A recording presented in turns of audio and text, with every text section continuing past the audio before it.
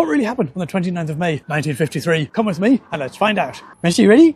Let's go find the truth. Let's go! That's the date when Edmund Hillary, Tenzing Norgay and my own great-grandfather, Lugs Delaney, raced to be the first ones to reach the top of Mount Everest, but for completely different reasons. Delaney was in love with a girl called Mallory Hubbard, who lived in the Thames, and he'd met her one day when the tide went out. But her family had been cursed by a garter wizard, and she wasn't allowed to marry at all until all the mountain trolls were gone. Right so, said Delaney, because he'd had trouble with those lads himself. So that Friday, he legged up the Matterhorn and did the business, and on the Saturday, he hopped up the top of the Wetterhorn, and he did it again, leaving only Mount Everest Horn to do on the Sunday. Well, he got there nice and early, because he was looking forward to getting married that evening, so he was surprised when he arrived there bright and early to find two Egypts trying to get up there already, completely unaware that there was a massive troll up at the top, ready to beat dens into them and knock lumps out of them. Delaney tried to talk them out of it, but they wouldn't be told. He spent hours trying to convince them it was the wrong thing to do, but they just thought he wanted to get to the top of the mountain first. Finally, the big one, Hillary, said he'd think about calling the whole thing off if Delaney made them a nice cup of tea. But when he came back with the cuppas, the two boys had already started climbing. Well, Delaney didn't give up that easily. He still thought he might somehow make it to the top of the mountain first, but the thing is, once you're stuck behind someone climbing a mountain, you're stuck. He spent the whole time explaining about the garter wizard and the massive trolls and Mallory Hubbard not being able to get married.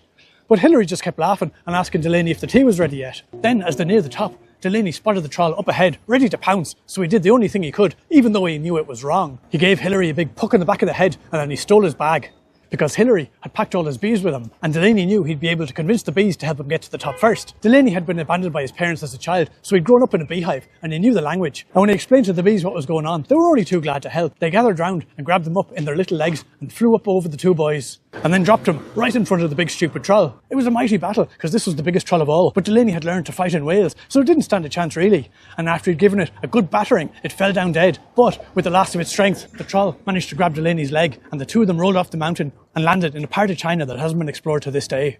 Mallory was waiting for Delaney down at the bottom of the mountain, but of course it was only Hillary and Norgay that returned that day. So the three of them got married instead. But in Delaney's honour, they served hot soup for the wedding. Delaney had always wanted to try hot soup. He just never managed to find the time to eat it.